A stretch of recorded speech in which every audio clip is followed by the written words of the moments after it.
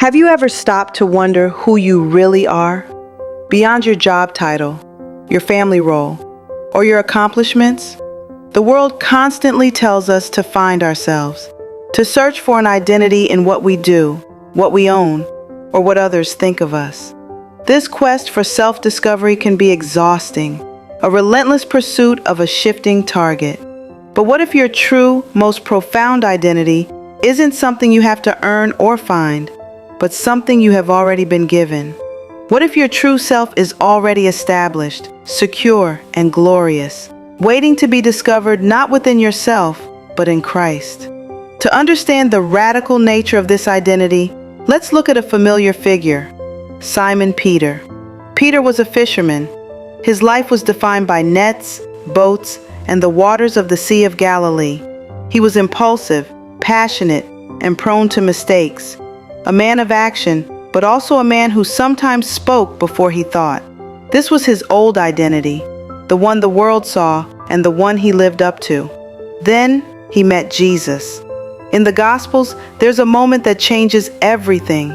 In Matthew chapter 16, Jesus asked his disciples, "Who do people say that the Son of Man is?" After the disciples give the popular answers, Jesus turns to them and asks the ultimate question, "But who do you say that I am?" It's Simon who blurts out the foundational truth. "You are the Christ, the Son of the living God." And listen to Jesus' response. He doesn't just thank him. He says, "Blessed are you, Simon, son of Jonah, for flesh and blood has not revealed this to you, but my Father who is in heaven. And I tell you, you are Peter." Simon, whose name is often linked metaphorically to a reed, something easily swayed. But Peter, or Cephas in Aramaic, means rock.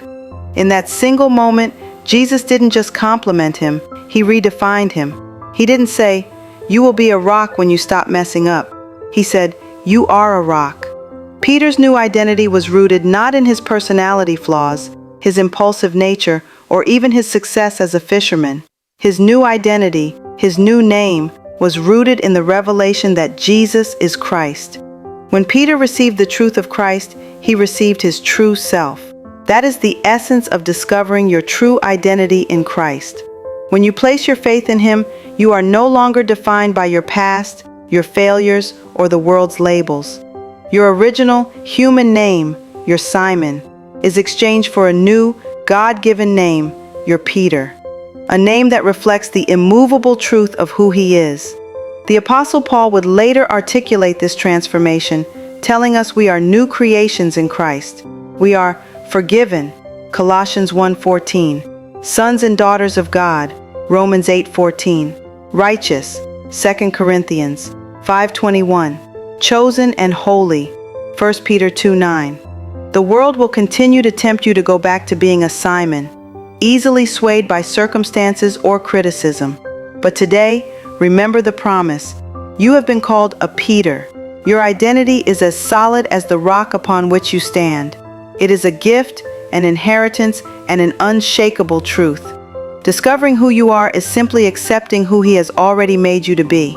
Ready to exchange your old name for the truth of who you are? Then don't miss another message.